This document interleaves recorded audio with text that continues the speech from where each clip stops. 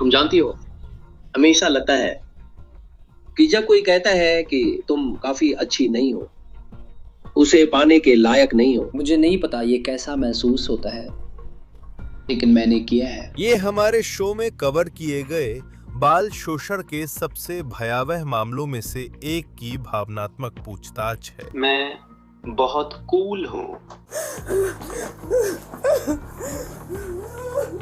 एक छोटी लड़की की मौत हो जाती है जब कथित तौर पर उसे अपनी दादी और मां के हाथों पिंजरे में रखा गया था। पहली बार हम आपको दिखाएंगे कि जब अधिकारी वहां पहुंचे और एक असली डरावने घर की खोज की तो उन्होंने क्या देखा। हम लॉ एंड क्राइम केस पर हैं। मैं क्रिस स्टीवर्ट हूं।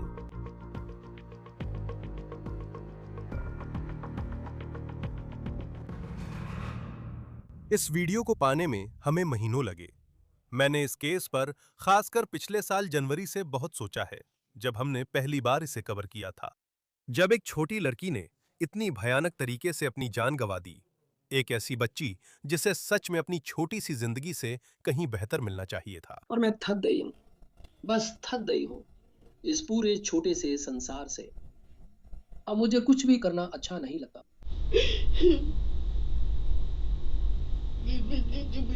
ये 55 वर्षीय वर्जीनिया लुहान की हाल ही में जारी की गई पूछताछ की वीडियो है। एक दादी जिनके बारे में एरिज़ोना पुलिस का कहना है कि उन्होंने अपनी 13 वर्षीय पोती को एक पिंजरे में रखा था। ये बॉडी कैम वीडियो है जिसमें अधिकारी पिछले साल जनवरी में एरिज़ोना के टेम्पे स्थित घर का निरीक्षण करते दिख रहे हैं। अब यहाँ एक तस्वीर है जो टेम्पे पुलिस ने हमें उस पिंजरे की भेजी है। ये डरावना है। अब मैं आपको बॉडी कैम वीडियो दिखाने जा रहा हूं, लेकिन चाहता हूं कि आप उस बच्ची से मिलें जिसका नाम याद रखा जाए। ये 13 साल की मेलानी ग्रेनाडोस है। मेलानी, जैसा कि आप वहां देख सकते हैं, उसकी मुस्कान बहुत प्यारी थी और उसने अपनी छोटी सी जिंदगी में कई चुनौतियों का सामना किया, सिर्फ अपनी दादी ही नहीं बल्कि कथित तौर पर अपनी मां से भी। पुलिस ने बताया वो विशेष जरूरतों वाली बच्ची थी और उसकी मानसिक क्षमता 3 साल के बच्चे जितनी थी। जनवरी पिछले साल मेलानी और उसके भाई बहनों को उनकी दादी वर्जीनिया लुहान 55 की देखभाल में सौंपा गया था। अब वर्जीनिया मेलानी और उसके 3 भाई बहनों की देखभाल कर रही थीं, क्योंकि उसने पुलिस को बताया कि उनकी मां 33 वर्षीय जेमी हॉजेस काम में व्यस्त थीं और घर पर कम रहती थीं। अब टेम्पे पुलिस का कहना है कि जनवरी की एक रात करीब 9 बजे 911 पर एक कॉल आई। ये कॉल एक बच्ची के लिए थी जो मुसीबत में थी।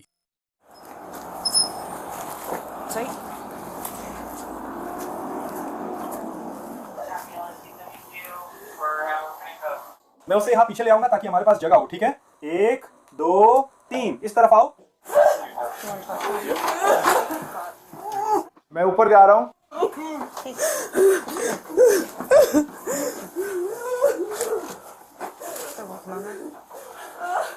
अपनी उंगलियों का ध्यान रखो, छाती दबाते रहो। क्या कोई संभावना है कि उसने कोई फेंटेनिल ली हो? अरे क्या तुम पता कर सकते हो मैकेन, क्या कोई संभावना है कि उसने कोई फेंटेनिल ड्रग ली हो? यहाँ तक कि गलती से भी। और है, चलो देखते हैं कि कोई संपर्क है या नहीं। यहाँ आगे बढ़ते रहो। नहीं, ऐसा मत करो।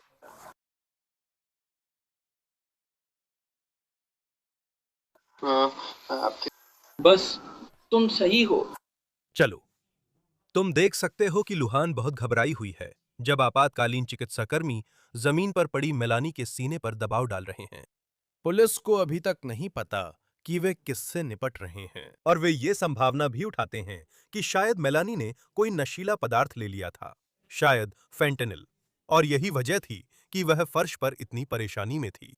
लेकिन पुलिस के मुताबिक जो सच सामने आया वो डरावना था और उनका कहना है कि ये चोटें कोई हादसा नहीं थीं। पुलिस के अनुसार उन्हें घर के अंदर क्या मिला, ये फीनिक्स के फॉक्स 10 के मुताबिक है। जांच में अधिकारियों ने पाया कि उसके शरीर पर गंभीर चोटें थीं, कई जगह नीले निशान और घाव थे जो अलग अलग चरणों में ठीक हो रहे थे। घर की तलाशी के दौरान भयानक हालात सामने आए, साथ ही एक अस्थायी पिंजरा मिला जो मल से भरा हुआ था। लू लुहान और मेलेनी की मां जेमी हॉजेस ने स्वीकार किया कि वे उसे काबू में रखने के लिए पिंजरे में रखते थे।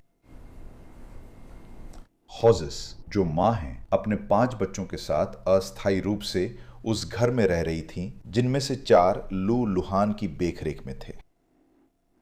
हॉजेस ने माना कि उन्होंने मेलेनी को इस दौरान नियमित नहीं देखा और लू लुहान के दावे के मुताबिक 2 दिन पहले हुई सीढ़ियों से गिरने की घटना के बारे में भी उन्हें जानकारी नहीं थी। लू लुहान ने मेलेनी के गिरने के बाद उसे कोई चिकित्सकीय सहायता नहीं दिलाई। आखिरी बार उसे सामान्य हालत में कब देखा गया था? क्या हम ये पता कर सकते हैं?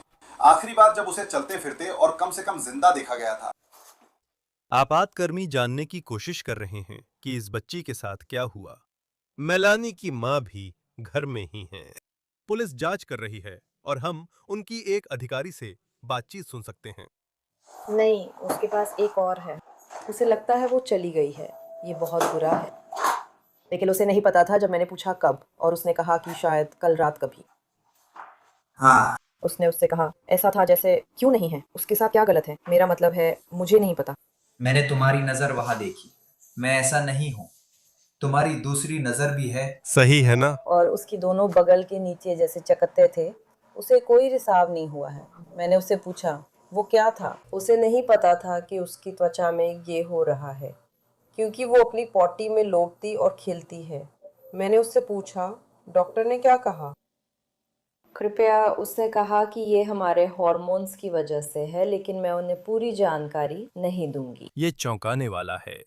सच कहूं, मुझे हैरानी है कि मेलानी की मां कितनी बेपरवाह हैं जब उनकी बेटी को जमीन पर छाती पर दबाव दिए जा रहे हैं। और सच कहूं तो वो लड़की मरने वाली है, लेकिन वो अपनी बच्ची के अपने ही मल में लौटने की बात भी कर रही हैं। और पुलिस का कहना है कि उन्होंने ये भी स्वीकार किया कि इस बच्ची को एक पिंजरे में रखा गया था, कथित तौर पर उसे काबू में रखने के लिए। अब बॉडी कैम वीडियो में दिखता है कि पुलिस उस कमरे में जाती है जहां पिंजरा था। वीडियो के जिस हिस्से की ऑडियो मिली थी उसे हटा दिया गया है, इसलिए कुछ सुनाई नहीं देता। लेकिन पुलिस उस कमरे में इधर-उधर देखते हुए जो देख रही है वो आप भी देख सकते हैं। और ऐसा लगता है कि स्क्रीन के दाईं ओर वही पिंजरा है। लगता है वो पिंजरा बंक बेड से जुड़ा है। अब पूछताछ के वीडियो और लुलुज़ेन के बयान से पहले मैं आपको मेलेनी की मां और पुलिस की वो बातचीत दिखाना चाहता हूं जब वो किराना निकाल रही थीं और पुलिस ने घर में मौजूद बाकी 4 बच्चों को हिरासत और अपनी देखरेख में लिया था।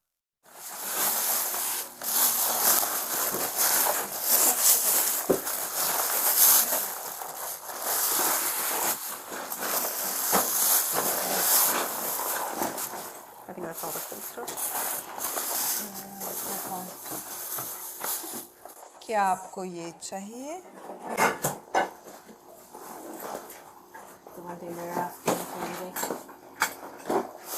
हॉट पॉकेट खाने की इच्छा कोई और चीज पूरी नहीं कर सकती। बिल्कुल सही। अब वे मुझे पिज्जा देते हैं, ये वैसा नहीं।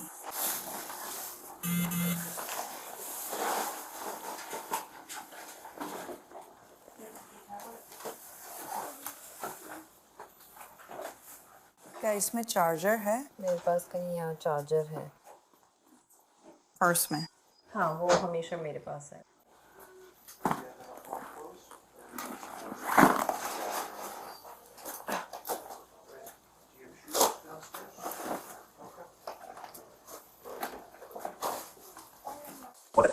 कहीं ज्यादा गर्म है। अरे सुनो, अरे यहाँ।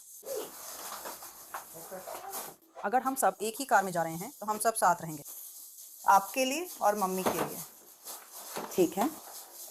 यकीन करना मुश्किल है कि यही घर है जहां सिर्फ आधा घंटा पहले पुलिस के बॉडी कैम फुटेज के अनुसार ईएमटी कर्मी 13 साल की लड़की के सीने पर दबाव डाल रहे थे, जिसे अस्पताल ले जाकर मृत घोषित किया गया।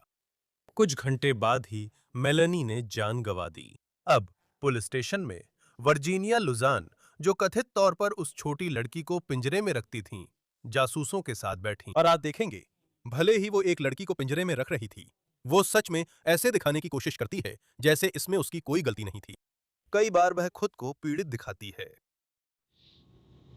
नहीं, मैं इससे कुछ भी नहीं कहने वाला हूँ। आपको लगता है कि मैंने ऐसा किया?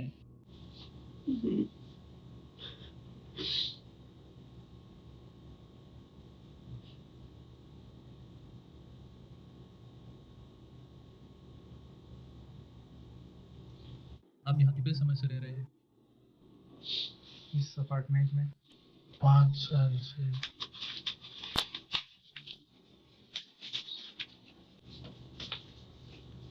क्या आप एरिज़ोना से हैं? मैं? हाँ। हाँ यहीं पे और वाले बड़े। हाँ, लगभग। आप काम करती हैं? कीवर्ड नहीं, मैंने कोशिश की थी। मैंने एक बिजनेस शुरू करने की कोशिश की थी। Which I did start business. किस तरह का बिजनेस? Online business? और बेचना।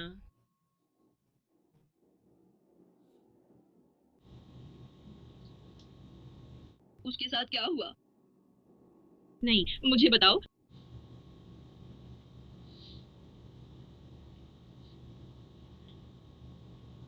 मैं वहां जा रही थी और फिर मेरी बेटी तुम आकर रहने लगी और मुझे नहीं पता मैंने कितनी बार देखा और सब कुछ बस नाकाम हो गया। मैं बच्चों के साथ बहुत सारी चीजें चल रही थी। कैसी, मतलब किस तरह की ऑनलाइन बिक्री कर रहे थे आप? आप किया करती थी। पढ़ाई और औषधि आपूर्ति बनाती थी, बस अलग अलग चीजें।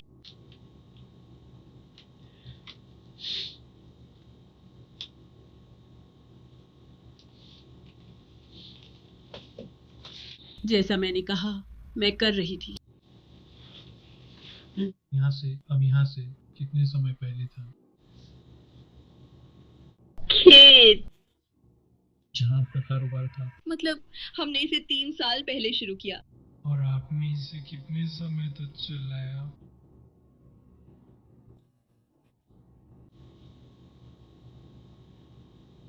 शायद 1.5 साल 2 साल।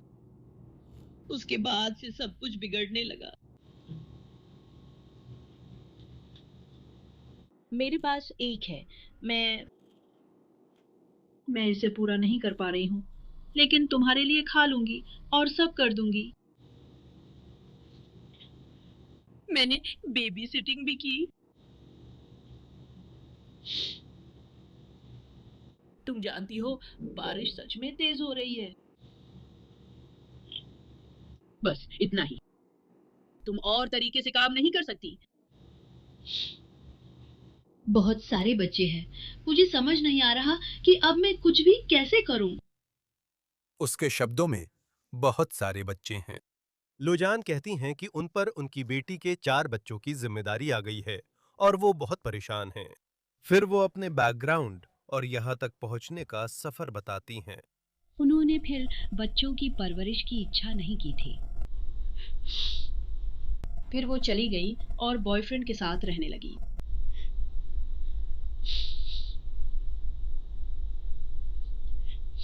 उन्होंने उस आदमी को बच्चों से ऊपर रखा।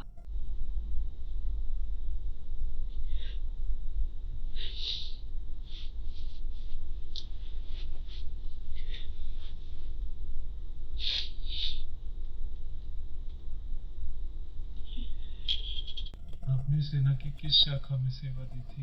लिली, कितने साल? मैंने किया था। मैंने 4 साल सेवा की और फिर उसके बाद 2 साल और किए। क्या आप बहुत घूमते रहते थे या आपने कहाँ सेवा की? हम सैन डिएगो गए, फिर जापान गए और फिर अफगानिस्तान गए।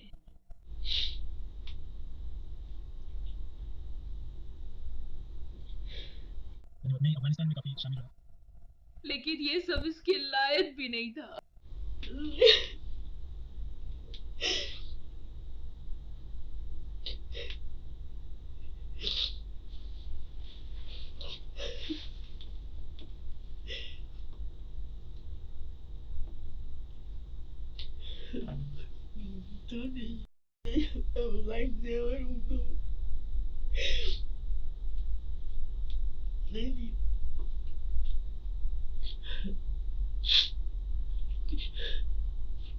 मुझे लिंक बेयरिंग किड्स बहुत पसंद है और सब लोग जा चुके हैं। पुलिस वर्जीनिया को सहज करने के साथ ये भी जानने की कोशिश कर रही है कि उस घर में सिर्फ उस रात नहीं, पहले भी क्या हुआ था। मैं ठीक हूँ पॉपिंसो पॉप बेबी, मैं बस थक गई हूँ। मैं इन सब चीजों से पहले ही थक चुकी हूँ। मैं बस यही कोशिश कर रही हूँ कि उन सब के लिए सही काम करूँ। और एक और बात, मेरी तरफ देखो, देखो मैं कहाँ हूँ। मैं पूरी तरह कंगाल हो चुकी हूँ। मैं अब और नहीं कर सकती। मैं अब ये और नहीं करना चाहती। बस आप लोगों को मुझे एक वकील दिलाना चाहिए। बस ये सब जल्दी खत्म कर दो। मैं इसके लिए लड़ना नहीं चाहती। मैं कुछ भी नहीं करना चाहती। मैं बस चाहती हूँ कि मैं तुम्हें पहले से ही बहुत प्यार करती हूँ। ठीक है वर्जीनिया, मैं तुम्हें कुछ सुनाने जा रहा हूँ। मैं चाहता हूँ कि तुम ध्यान से सुनो और फिर हम देखेंगे कि यहाँ से आगे क्या करना है, ठीक है? मैं तुम्हें मिरांडा अधिकार पढ़कर सुना रहा हूँ। तुम्हें मेरे मिरांडा अधिकार पता है ना? मैं समझता हूँ। आपको चुप रहने का अधिकार है। आपकी बात अदालत में इस्तेमाल हो सकती है। आपको पूछताछ से पहले और पूछताछ के दौरान, यदि आप चाहें, तो एक वकील की उपस्थिति में सहायता लेने का अधिकार है। अगर आप वकील का खर्च नहीं उठा सकते, तो आपको पूछताछ से पहले एक वकील नियुक्त करवाने का अधिकार है। क्या आप इन अधिकारों को समझते हैं? हाँ। क्या आप स्वेच्छा से हमसे बात करने के लिए तैयार हैं? नहीं, मैं एक वकील चाहती हूँ। वर्जीनिया वकील मांगती है, लेकिन पुलिस बातचीत जारी रखने की कोशिश करती है। बस थोड़ा और समझाने के लिए, हम नहीं जानते बच्चों की स्थिति के बारे में। हमें नहीं पता कि ये स्थायी है या अस्थायी या क्या है। हमें बस कहीं जाना था और डीसीएस ने वो फैसले लिए, बस कहीं जाने के लिए। वो एक दिन की बात है, कुछ घंटों की बात है। मुझे उम्मीद है, हमें नहीं पता, ठीक है? तो ये कई बार एक दिन की बात थी। उन्होंने मुझे पहले ही बता दिया था। क्या ठीक है? उन्होंने क्या कहा? उन्होंने कहा कि वो मेरे भाई के साथ था। मुझे अब घर जाना है माँ। उन्हें हम सिर्फ समझने की कोशिश कर रहे थे। वो था, हमने आपकी बेटी से बात की थी।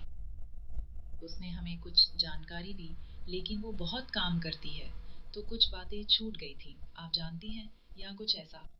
मैं उसे उतना नहीं देखती जितना आप लोग सोचते हैं।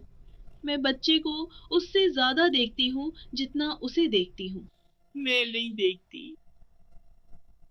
वो हमेशा काम करती रहती है। वो अतिरिक्त घंटे भी काम करती है। वो कभी वहां नहीं होती। वो मेरी किसी भी चीज में मदद नहीं करती, बस पैसों के अलावा।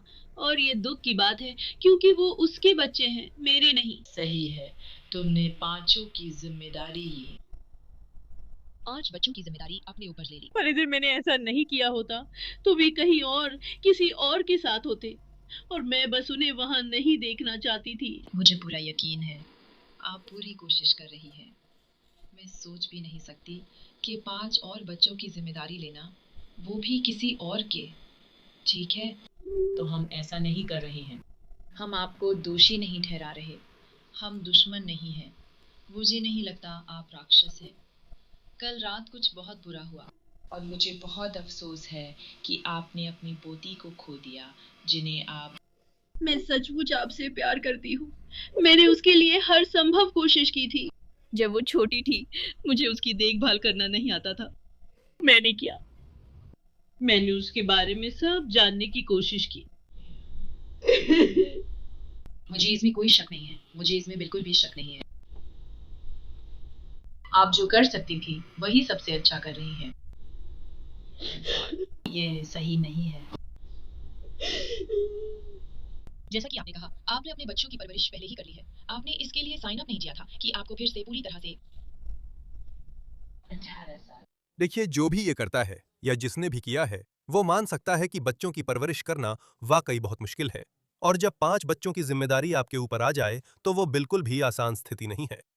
लेकिन वर्जीनिया लुहान के लिए सहानुभूति पर बात करते हुए मैं बार बार उन्हीं तथ्यों पर लौटता हूं जो पुलिस ने मेलानी की मौत को लेकर बताए।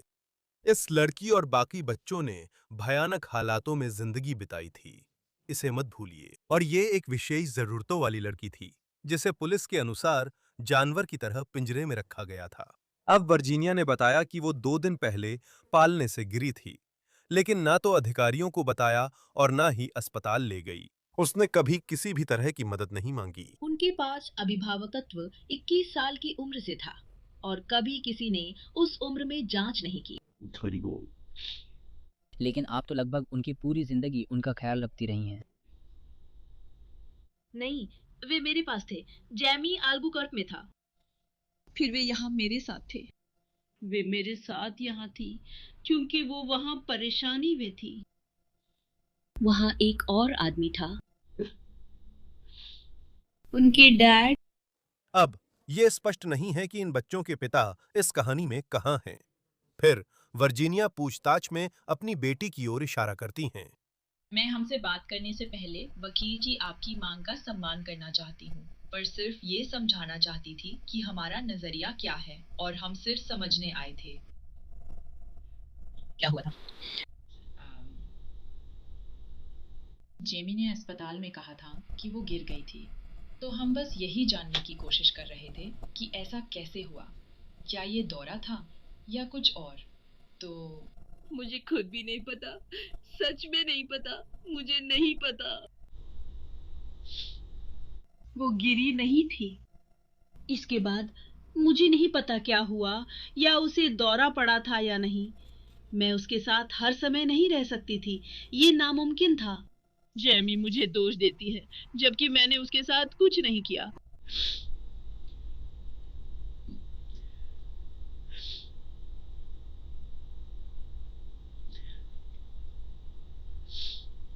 मैं बात नहीं कर रही हूँ ताकि उसकी कुछ बातें पता चल सकें।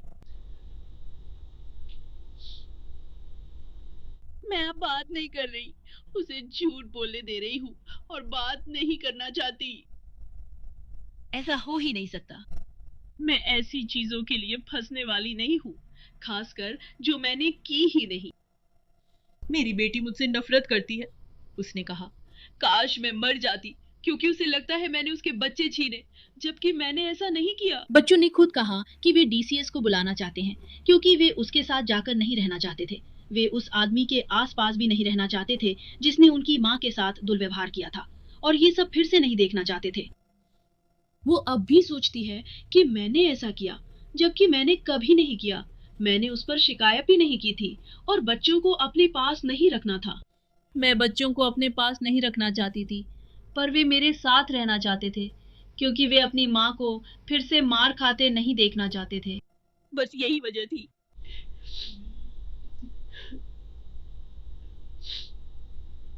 उसने मुझसे कहा, काश मैं मर जाती। अब मैं चुप नहीं रहूंगी क्योंकि मैंने कुछ गलत नहीं किया और मैं उसे मेरे बारे में झूठ बोलने नहीं दूंगी। माफ करना, सब कुछ होने के बाद भी मुझे नहीं लगता कि मैंने कभी उसकी पूरी जिंदगी सुनी है। उसके पापा उसे लेकर चले गए थे और मैं उसके लिए 10 साल तक रुकी रही। और फिर मैंने उसे ढूंढा और हर चीज में उसकी मदद की।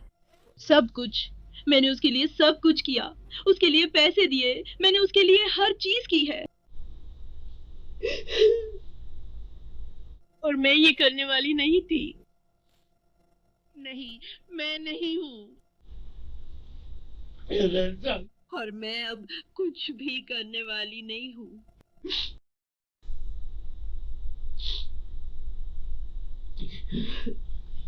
तो आप जानती हैं, बस उसे ये बताने के लिए कि हम कहाँ हैं और आगे क्या होने वाला है, मतलब बस इतना ही। यही पूरी बात है। आप लोग वहाँ बैठकर हालात के बारे में बात करने वाले हैं। वो जमीन पर अक्सर रहती थी और उसमें खेल रही थी। मैंने डॉक्टर को इसकी रिपोर्ट की क्योंकि वो बहुत गंदा था। मुझे वो बहुत घिनौना लगा और लगा शायद गलती मेरी है। उन्होंने कहा, नहीं, वो ऐसे ही जाने जाते हैं, यही दूसरी बात है। और जब मैं उसे नहलाने गई तो गीजर खराब था, वो काम नहीं कर रहा था। तो मैंने पानी के हीटर वाले को बुलाया और देखा कि क्या मैं नया हीटर ले सकती हूँ। और जब ये सब हुआ, मैं उसी समय उससे बात कर रही थी। उसे 8:30 बजे वहां आना था। वो मेरे फोन को देख रहा है और उसमें दिख रहा है कि मैं उससे नया पानी का हीटर लेने की बात कर रही थी। मैं उसे नहलाने गई थी, लेकिन ठंडे पानी में ये संभव नहीं था। और आप लोग हालातों के बारे में बात कर रहे हैं। वो उसका सामान है, वो जैमी का सामान है। हम उसका सामान अंदर ला रहे थे और सब कुछ इधर उधर कर रहे थे और सब बिखरा हुआ था। मुझे पता है कि सब बिखरा हुआ था, बहुत बुरा था, सब बिखरा हुआ था। मैं इसे साफ कर रही हूँ। वर्जीनिया फिर पूछती हैं, आगे क्या हो सकता है? क्या होने वाला है? हम आपको जेल नहीं भेजने वाले हैं या वहां रखने वाले हैं, ठीक है? हमें नहीं लगता कि आपको इसकी जरूरत है। मुझे लगता है कि आप अपनी पूरी कोशिश कर रही हैं, ठीक है? मेरा मतलब है, मुझे लगता है कि आपने जो भी मुश्किल हालात झेले, उनमें भी आप अपनी पूरी कोशिश कर रही थी और अपने चारों बच्चों का जितना हो सकता था उतना ध्यान रख रही थी। और बात ये है कि ये बस मुश्किल है। मैं काफी अच्छी नहीं थी, ठीक है? तो अब जो होगा वो ये है कि हम आपको नीचे वापस ले जाएंगे, आपकी एक फोटो लेंगे, फिंगरप्रिंट लेंगे, कुछ कागजी काम करवाएंगे और फिर आपको रिहा कर दिया जाएगा, ठीक है? मुझे तुमसे नफरत है। क्या आप जानते हैं कि ये सुनना कैसा लगता है कि आप अपने बच्चों और पोते पोतियों के लिए अच्छे नहीं हैं? आपको अंदाजा नहीं है ये कैसा महसूस होता है। मैंने किया। आपके पोते पोतियां बहुत जरूरी है। वो आपके साथ रहना ज्यादा पसंद करते हैं बजाय उनके घर पर रहने के, क्योंकि आप उनकी देखभाल करने की कोशिश कर रही हैं। वो नहीं चाहते थे, वो जाना नहीं चाहते। अपनी माँ के साथ ये, लेकिन मैं नहीं चाहती।